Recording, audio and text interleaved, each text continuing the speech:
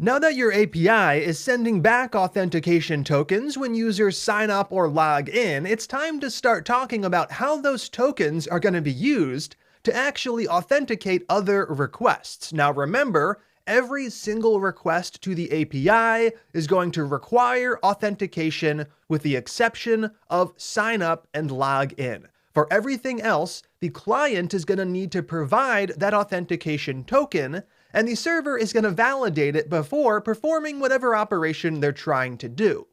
Now, we're going to knock this feature out in this video and in the next one, and where I'd like to start is talking about Express Middleware, which is going to be at the core of allowing us to get all of this done. To get started, let's head over to Visual Studio Code and explore how Express Middleware is going to fit into our application architecture.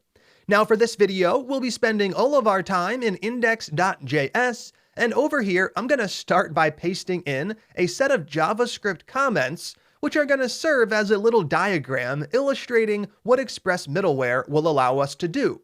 So without middleware, which is our current setup, we have the following situation. A new request comes into the server, and the first thing that runs is our route handler. This is the only thing we've set up to execute.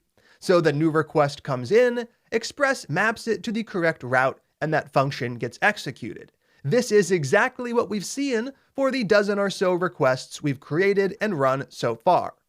Now, with middleware, we can customize the behavior of the server to fit our needs. So in this case, we have something similar but slightly different. There's a step added in the middle. So we still have a new request coming into the Express server, but then we do something. Now, this something is nothing more than a function that runs, and we can set up this function to do whatever we'd like.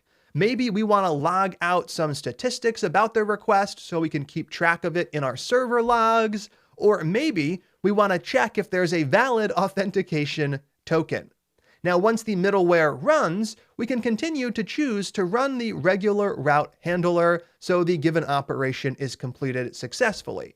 Now in here, we have a ton of control over what we do. We could allow the route handler to run. We could prevent it from running if the user isn't authenticated, as an example. So Express Middleware gives us a lot of fine-grained control over how we can customize our app.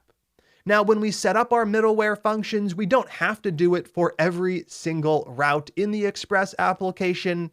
We can target individual ones, which is what we'll be doing with authentication, because remember, sign up and log in aren't going to require authentication to work. Now let's actually write some code to register a middleware function of our own. We're going to add this code right up here as one of the first things we do in the file. Make sure that what you're adding is above our other app.use calls, and I'll talk more about why that needs to be in a little bit.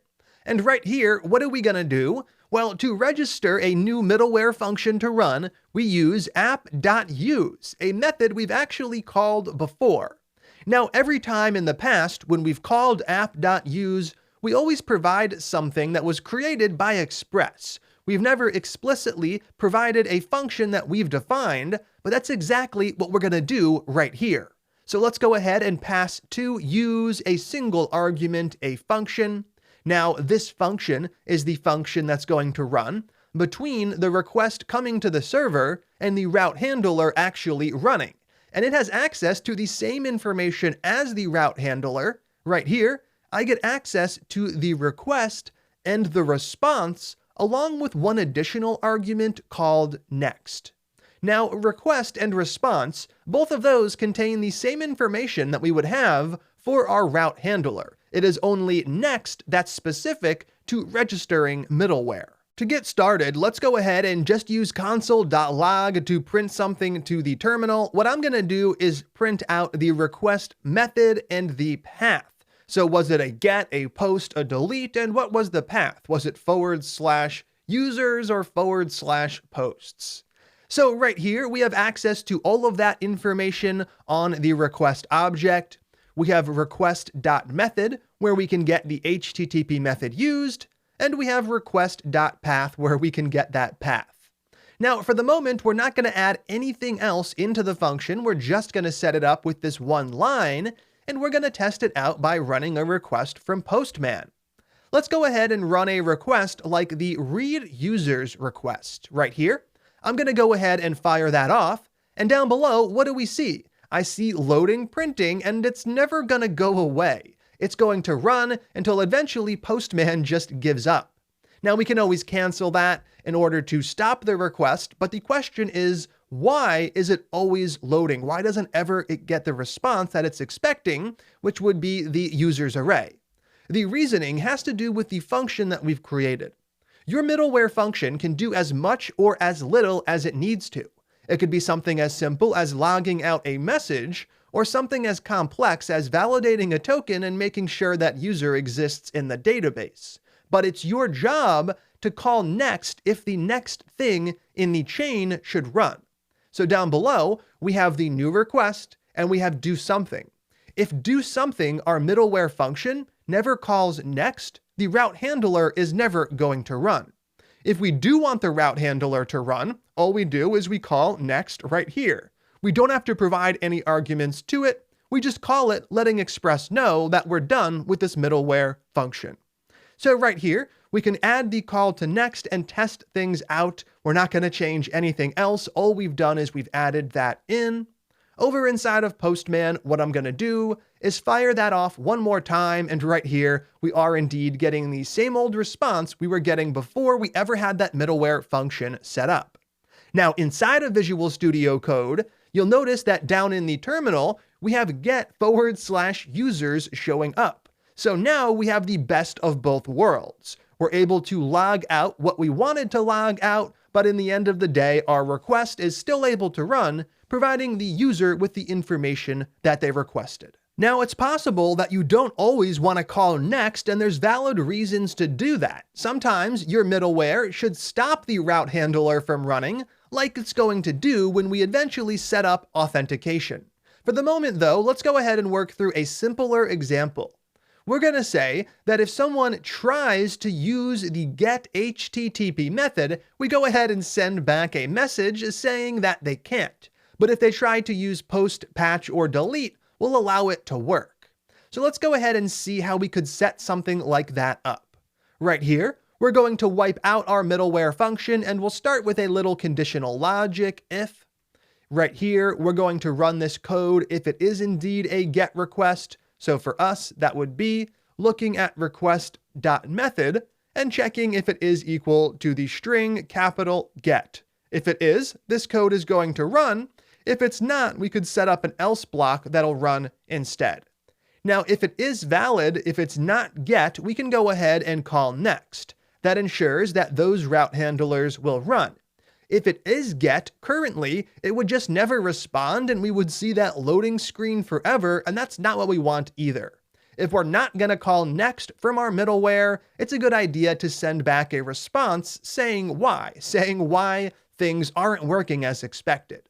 Right here, we can use response.send, which we've used plenty of times before, to say something like get requests are disabled.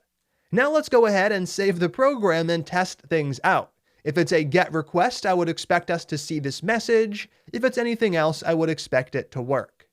Right here, I have read users. I'm going to go ahead and fire that off one more time, and what do I get? I get my GET request message showing up. Now let's try a non-GET request like create user, which uses post. I'll fire that off, and it does indeed work. Now, the user wasn't created because that email's already taken, but it did indeed at least run the route handler. So using just a little variation in our middleware, we can limit what a user has access to, and this is the exact same technique we'll use to enable authentication. Now, we'll get to that in the next video, but before we do, a quick challenge for you to set up some middleware on your own.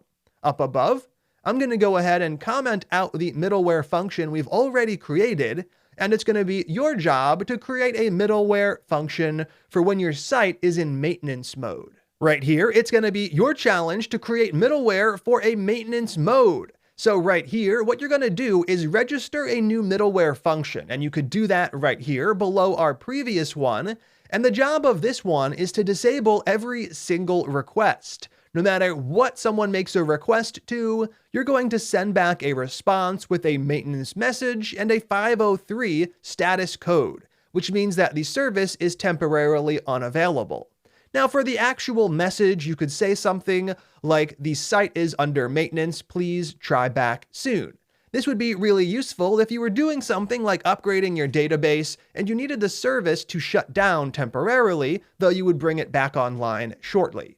So in this case, we don't want any of our request handler functions to ever run. We want to send back that message for every single incoming request. Now, once you're done with that, go ahead and test things out. Make a couple of requests over in Postman and make sure you see the correct message and status code showing up. Take some time to knock that out, test your work, and when you're done, go ahead and click play. How'd that go? Let's go ahead and get started by calling app.use. So right here, we are going to register a brand new middleware function to run, and we know we get access to those three arguments. We have request and response and next. Now, I already know that I'm not going to use next or response. We don't have to name those, but it's common practice to always list out all three, just so you have them available and you remember what you have access to. Down below, in the function itself, we want to send back our maintenance message with a 503 status code. So right here, let's go ahead and do just that. For that, I'll be using response.status to set the status code to a 503. Then I'll go ahead and use send to send back the message. Site is currently down. Check back soon. Or any other message would get the job done. So we have the middleware intercepting the requests, we're sending back our maintenance response, and we're not calling next, which means that none of those route handlers will ever execute. The last step is to test things out. I'm going to try the requests from the server using Postman, and I'll make sure I get the correct response back. Right here, what I'm going to do is remove the challenge comments. I'll also remove the little diagram we had down below. I'll save the file, then I'll test things from Postman. Over here, I have create user. I'll fire that off and we get our maintenance message and the status code, which is great and expected. And over here, for another request like read users, I should see the same thing, and I am. So using middleware, we can customize our server to fit our needs. Now currently, we're setting up middleware that runs for every single route handler. In the next video, as we actually set up the authentication middleware, we'll learn how we can set it up for specific requests. I'm excited to get to that, so let's jump right into the next one.